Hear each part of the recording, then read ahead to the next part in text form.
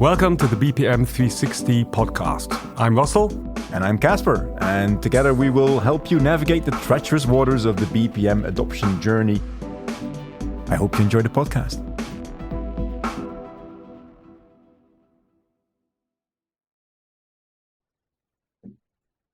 Hello and welcome to episode 11 of the BPM 360 podcast. Russell, my friend, how are you today? I'm great. I'm fine. Things are mellowing out. I had a heavy travel week last week and now back home in my studio and happy to have a chat with you about BPM. Yeah, absolutely. Likewise, I had a similar travel week with 4.5 days of travel last week. It was all good and fun, but I was happy to be home. So I'm also pleased to announce that this is my first week without traveling in about 2.5 months. Okay. So let's settle in and let's get this show on the road. Russell, this episode we're still talking about the human affairs part of our framework. We touched upon that in the last episode for the first time. 2 subtopics: organization and communication. We can touch on either one of them. And my first question to you would be: have you experienced anything lately in one of those 2 departments that you think is worth mentioning here? Organization, definitely that's an ongoing topic. And as we were, chatting just as a precursor of this podcast, you're also saying something about the human affairs. And I think what everybody's thinking about nowadays is that how much does it cost? So as soon as you talk about human affairs, and communication is kind of like, let's keep everybody happy and communicate in a manner. But as soon as you talk about organization, things like reorganization jumps into your mind. And a lot of the times, I think it's not just about, say, getting your lines of reporting correctly, but I think nowadays it's driven by much of the pain. And for one is actually, if you see, especially in Germany, everybody's saying, getting the Fachkräftemangel, getting the right experts on site. Mm-hmm. And this is becoming more and more a problem. Now, from a process management perspective, I think that is also a big challenge. Mm-hmm. So we talked about this earlier about saying, yes, we need to enable and engage with people, and that's why we need to communicate. But I think it's also having a very good understanding of the necessity of finding the right people for the right positions in these roles that we're talking about. From a center of excellence perspective, from a process owner perspective, from a process expert perspective. And it works in so many facets of human, human resources or human affairs, is that sometimes you have really excellent experts and they're not being acknowledged a lot. So I had just had this case with the customer when we were talking and said, how do I convince them to document not in Visio, but in tool, a proper BPM tool, and not just draw. I said, well, first of all, make clear to him that the company is relying on this knowledge that he has, and they're really grateful for him to document it.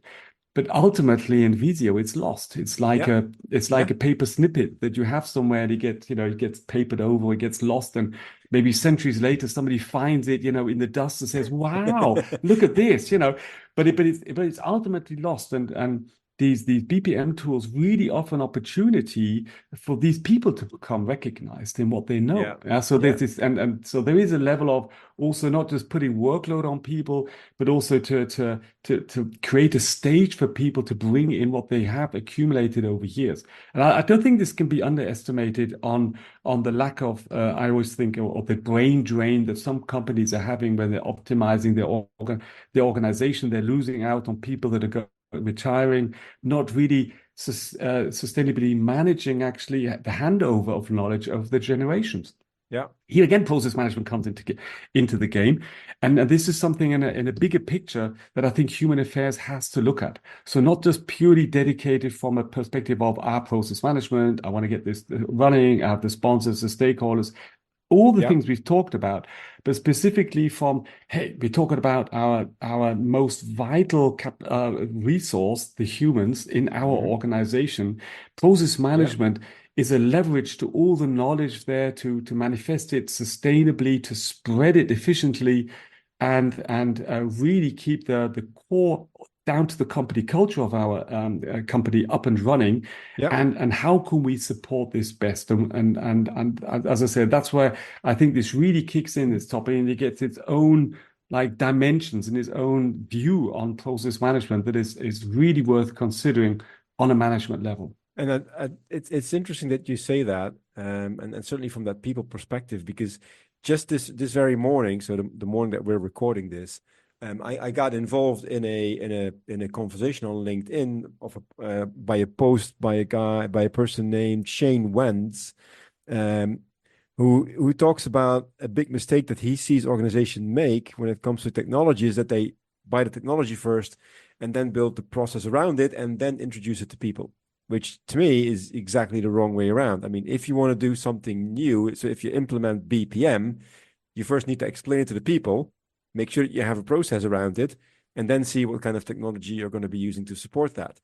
So for me, it's people, process, program. I'll call it program because in German it's called Programm. So that's closer to application than in English actually, but it starts with a P. It just looks nice. Yeah. But I totally agree with him that mistake is being made many, many times. And I've had the very good fortune, and you know this as well, Russell, because that's the period in life that we've met, that I was working for a chemical company in the Netherlands called DSM, which was at that time very mature and very way ahead of the curve when it came to BPM. And from an organization point of view, we had a process advisory and services department, which had almost 50 people, so 50 people, in various levels of maturity, in various levels of seniority, and 45 of them were process consultants or process experts or subject matter experts or business consultants. And they were paid by the managing board, by corporate, so that's a huge investment, to be involved and get involved and support all the local projects within the company for free. So for the project, it was not a burden from a cost perspective. They simply would get help by people who knew how to deal with processes and that knew how to document them in the tool that we were using, because that was the center of excellence stuff that I was managing at that time. That is a huge investment. If you're fortunate enough to have that, you can make big progress. So where's the return of invest on that? Yeah, and I think if you look at, say, and what's the alternative to that? So what really happens if that isn't in place in that form and it's so dedicatedly set up? Yeah, so with the real mandate and it's clearly communicated. So what happens is the projects still happen because management has pressure and they come up with their backlog of projects. So that's going to happen anyway. Then typically the departments that really are urging for, which is a main part of the reason of being, is something like the IT department saying, okay, let's get this. So taking exactly what you said, other way around, coming with the tool and say, well, hey, we need to upgrade, or we have a super opportunity to streamline, and all these fancy ideas. So the management will have an urge, and they want to kick off a project. The IT claims that they can enhance the capabilities of the company with the help of tools, and it's very convincingly perceived because it's something tangible. Whereas if I say, let's talk to the business and convince people we want to work better, they say, oh yeah, should I get some tea and some candles and let's talk about it? Says, out. Let's have a workshop. Let's out. Yeah. And then I said, I've got a tool that'll help us become more efficient. They said, the hammer is even bigger than a hammer. It's SAP. Yeah. And I said, oh yeah, give it. I need it. That's like a hydraulic hammer. Yeah. Can I have it? Can I just give it? It feels good. Let's do this. Yeah. Okay. So we got the project running, and then the project starts off, and then what do they do? So you're saying they very clever, I think, from a marketing perspective, to say, yes, they're for free in the projects. Yeah. But and they're not for free because somewhere they're being paid, of course. Yeah, of course. And there is a cost attached to it, but it's not directly on the initiative that wants to do change, which is cool. Yeah. So it's like a subvention.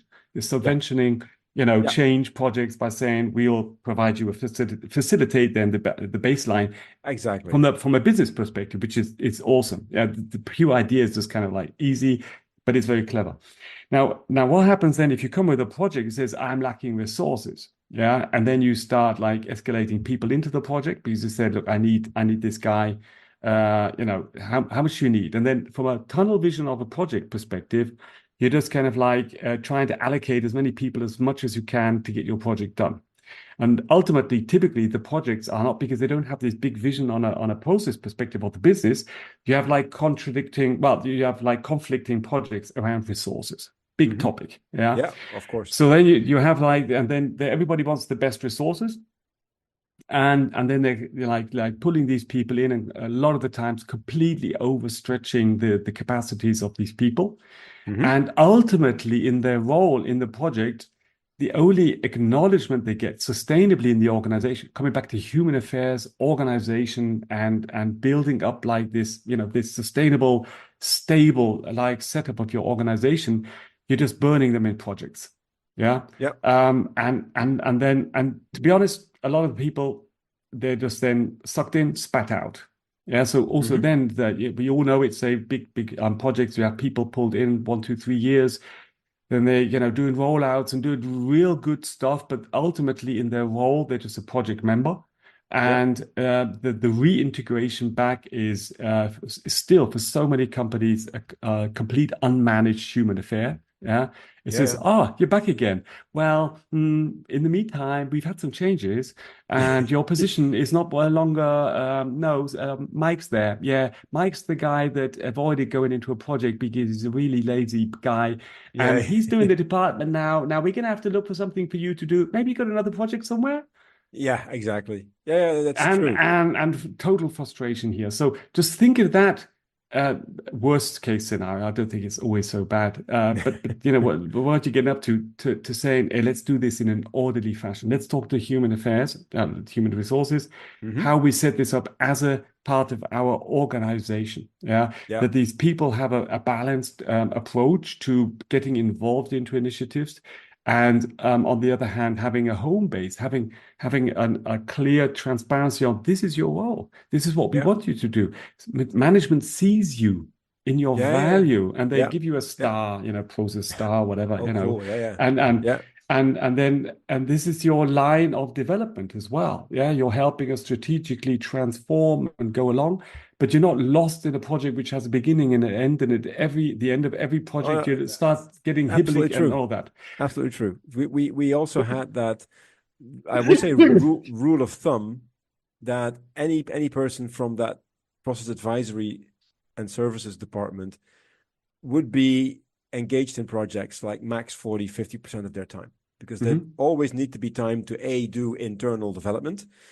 People need to continuously develop, otherwise they lose their added value. And of course, we also had a management change process where these people were needed as well to do impact analyses and high level designs. So we didn't want to, and we couldn't load them 80% of the time into projects, even though that we might have wanted to, because there were so many interesting projects going on in the company that we knew would benefit immensely from having, let's say, process-minded people on the project. But still, and that might also be the reason why we had so many of them, because you couldn't load them up to 80%. So we try to max it out at around 50%, to make sure that A, they didn't burn up, and B, that they still had time to do other things as well, which makes their work and their life much more interesting. That also, because you touch upon one good thing. So if you have a center of excellence, what is its main objective? So if you do BPM, so imagine you're a big organization and you decide that you want to go on the BPM journey. And you got the executive sponsorship done, you got the governance done, you actually listen to our podcast and you figure out the entire framework, right? So you follow the steps, and then you get to the point where you say, okay, what do we want a center of excellence to achieve? And I would argue that one of the things that you would like to achieve is internal enablement of the organization, because you don't want to do everything yourself. That's not possible. That's just too much. So you want to make sure that the rest of the organization, or at least part of that, is capable of understanding what process management means and can do its part. That doesn't mean that I'm stating here that I think that they all should be modelers. By no means, because I think that's one of those things that you try to centralize a little bit more.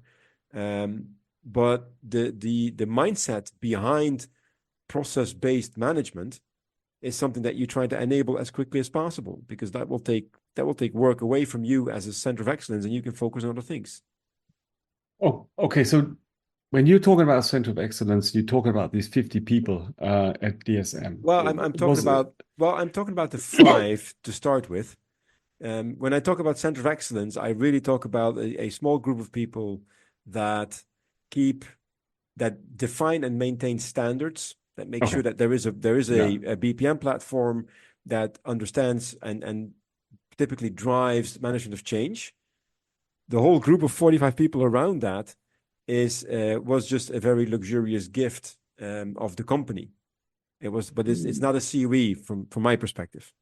Yeah, exactly. And you were on a high level of maturity, so this had become established, and that's definitely something I see in companies that have been doing process management in whatever like form and flavor, let's say 10, 15, 20 years, then you have like this established understanding of, yes, we have this role, and they're like widespread, and there is always an understanding of, if I do this, it's part of my job, and it's even maybe, as you said, human affairs wise, it's already in my job description that this is part of what I do with a certain percentage of time. Now, coming back to that topic, so the big challenge is, of course, for every company, and this maybe most probably the majority of people listening in saying, "Oh, I'm struggling. I'm not there." And, of course, sounds awesome, but no, that's not us. Yeah, and how do you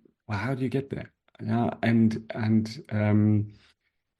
how can you manage during all that time that you're not there? Well, and this is where I think also and I think we had covered this also in the Center of Excellence part is, of course, I think for the core together with the sponsor, and for this role, of course, you have to touch base with human affairs to get also your role in the Center of Excellence established. I mean, the worst thing can happen is if, can you do process management, please? But keep just as a side job. Yeah, kind of like just do that, whenever you got time, just take care of the standards, and then we'll see how this works out. But that's not going to work. And that's really going to be a tough start. But let's say that's not going to work. Yeah. So this let's say this communication with human affairs on your own role, but also all the discussions you have around, the process ownership and excellence. I think it's always worthwhile when taking up this topic of nomination and getting people involved in pilot projects, etc., at a very early stage, keeping, let's say, your contact to the human affairs base. Sometimes it's maybe even works council as well. I mean, say that there's also in Germany, there's always this thing about, concerns being raised about the job, etc. Yeah. But also the workload and stuff like this. It sounds like, is it politics or lobbying, whatever you want to call it. But I think it's very important that, because it's not just a matter of administration. Yeah. Mm-hmm. Yeah. It's a matter of that they can become an enabler in finding the right people, putting it into their career path. Yeah. Even looking in the context of looking for talent, putting it into description. So there's a lot of facets there. Where I think from a Center of Excellence perspective, you're at the beginning. You need to establish this role. And with human resources, you could find, but you don't want to have them as opponents. That's the, that's the worst thing. But let's turn it around positively. They can really support you in getting things done, and establishing this from a very formal perspective to a certain extent. But maybe that's exactly what you want. Yeah. So it's undercover. Let's do a pilot. Let's get some process experts in, and let's see how it works out.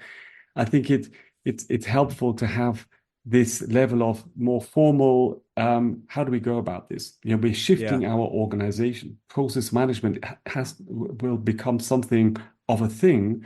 And how will this impact? It's nothing short-term necessarily. It's something that, I think you have to constantly work with and take into consideration. And they can help you on that path.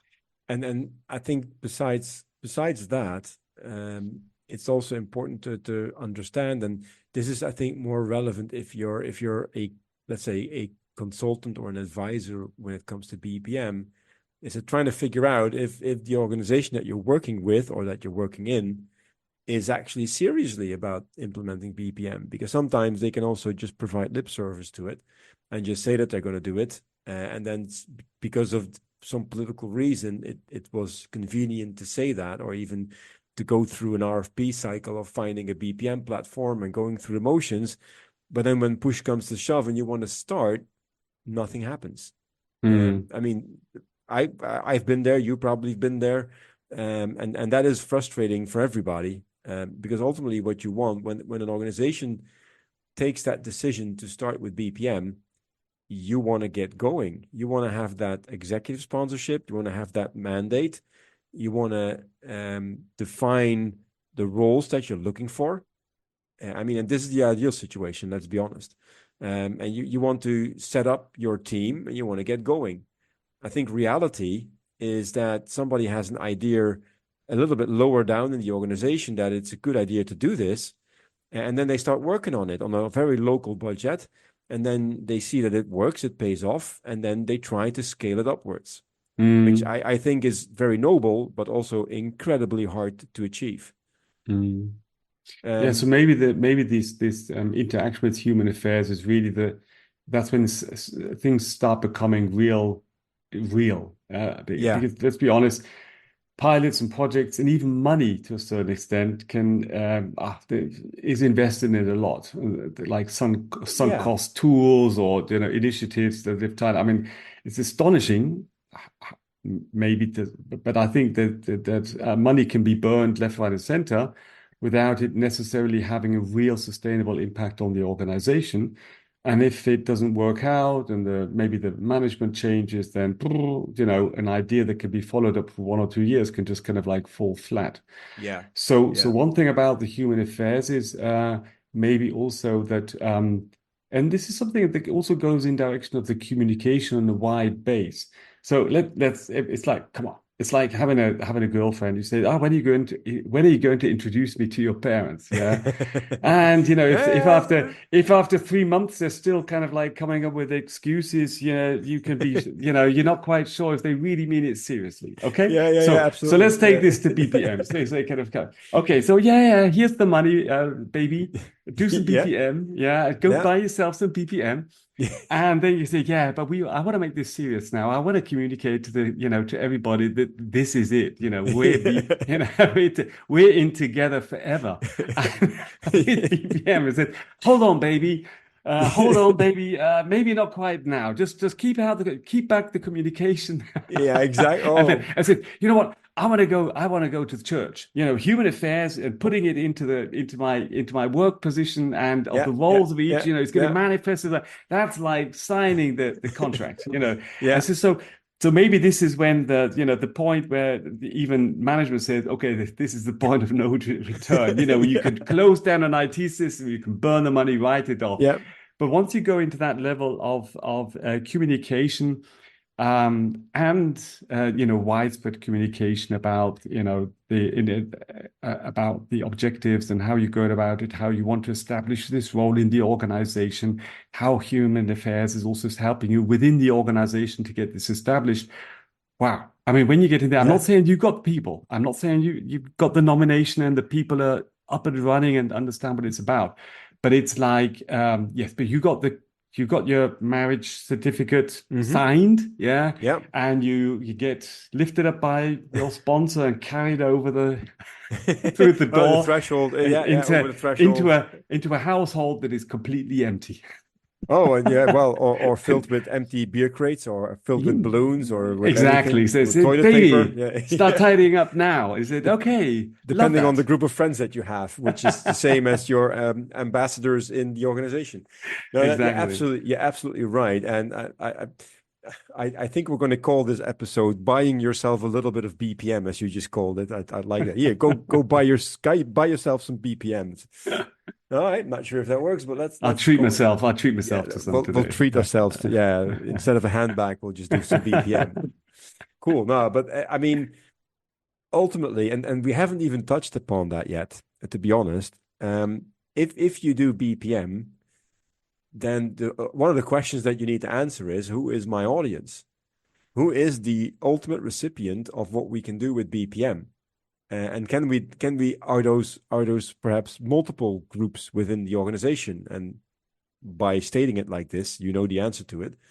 I think there are multiple groups that benefit from BPM. I mean, there's on one hand the obvious group, which is your process experts and process improvement officers and Lean Six Sigma people, and God knows what you have, and green belts and black belts and brown belts and super black belts and master black belt, I think they're called. And they all benefit from it. But I also believe that potentially everybody in an organization is an end user of a knowledge repository where you basically define this is how we agree to work, including all of the improvement and monitoring and measuring and all that stuff. Now, first, before I go on, do you recognize these two audiences? Do you agree with that, or do you have a different view on that? Well, if you say, I mean, we're saying many, absolutely. You said two, and Well, two important ones for me. Yeah, there yeah. might be more, obviously. Well, no, maybe like let's to if you wanted to split them in twos, then it's like this pure let's say the whole process management with all is like this common book of knowledge around your company. So it's all in there, and Yeah. it's all described. It's well defined. Now, and I think this one target group, you really want to engage more and more with these people that say in their day-to-day job, they are constantly working on, let's say, improving and doing things better or doing things right and monitoring that. So they're actively engaged in management processes. And with the management process, there's the risk management, the IT management, the excellence around Six Sigma, whatever. And these are the very active participants in BPM. And for this common book of knowledge is it can be a real tool. So something they can really work with, and they in what they're doing it will reflect in the common book of knowledge. So they're rewriting it. They're like a whole set of auditors, editing and thinking and refining and interpreting and taking it forward. And then then I would say there is that big other group of users which are sometimes neglected or is taken very late, is actually that I also strongly believe that this common book of knowledge should be something that is open to all. And for anybody in the company should be a point of reference to say, what am I doing from the time they enter the company to understand the structures, the procedures, the strategy, the business model, down to the levels of, and this is my job in my department, and this is actually how and why I work and what I'm doing it for. So that's why I think it's quite good, two groups, because we have this real active BPM participants, and then we have like this more consuming the consumers, the consumers, and making sure that and understanding that everything that you do as an active participant ultimately should prepared in a manner that like the baseline, so these consumers can understand it, can read it, can use it. That's something. Is it neglected? I think the last I think it is. You've seen but is it published in a manner that people put an emphasis on explaining what they're doing or what they're changing, what they're doing? I think it's done too little.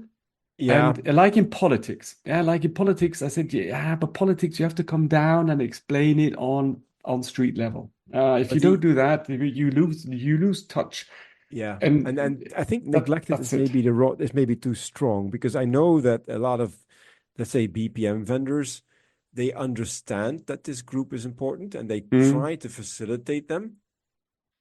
But I also believe that they honestly and sincerely, I believe that they just approach it from the wrong perspective. They approach it from the perspective of, we have a structured, hierarchically structured book of knowledge, and we'll simply open that up to end users. And I don't think end users are waiting for that. I think they are waiting for something that is user-friendly, that from the first look at it has nothing to do with process models. It should just be a place where you can actually consume the information without needing to have any BPM knowledge. And I think that's where a lot of BPM tools miss the mark. They simply miss the target there. And I know it's a topic. It's not just the tool providers. This is like a demand topic as well. And if you think about it, I agree. Really, it's sometimes talking to my consultants, I said, yeah, so do you actually really ask your customers, which are the BPM active participants, what their customers, the consumers, actually what's on their mind? What are the day-to-day questions they have, just generally speaking, in the context of their business? And then ask yourself, how can the process repository help answer these questions? And of course, there's some, let's say, low-hanging fruit. Yes, I'm a purchase manager. What is my job? But I think there's so much more behind what has been elaborated, captured, documented, and modeled that here there's a lot of, let's say, fundamental groundwork just missing that would then also serve as a feedback to the tool providers to say, hey, we have to step up our game here. The demand is different. We have to think of it. And I think a lot of the venturing, let's just take what I thought. So, looking at the AI topics, people have said, now you can automatically model your process. I said, okay. So who's the vendor been talking to? To the guy that buys the tool, who is who says my pain 20 years ago was modeled. So, and now we're coming up with a solution for that. And I said, okay, but and how much effort has been putting into even easier modeling tools here, left, right, and center? I said, I'll be getting there. I said, but typically if I hack it into a table, I speak it now and it writes it down. The 80% is there. But seriously, taking it from a consumption side, I really love that one use case where I think Lufthansa had QR codes all over on their site, and they could directly download some work instructions or just some things that are also process related, and were managed in this repository. I mean, that's the level of thinking I think you have to bring in. We might want to talk to Mirko Kloppenberg about that one. Yeah. He came from Lufthansa. We have him on the list anyway, and. So we'll probably have him on as a guest somewhere along the line. So we'll ask him for it. Russell, we always try to be cautious that we stay around the 30-minute mark, which we already passed as usual. So we need to wrap this up, I'm afraid. So we did touch upon a lot of interesting things in the human affairs part. I think we probably need one episode more on that to wrap the framework up. And maybe bring a number of these parts together in the next episode, and then we'll probably move into other waters and uncharted territory, and bring other people into this cozy conversation that we're having now for a couple of weeks.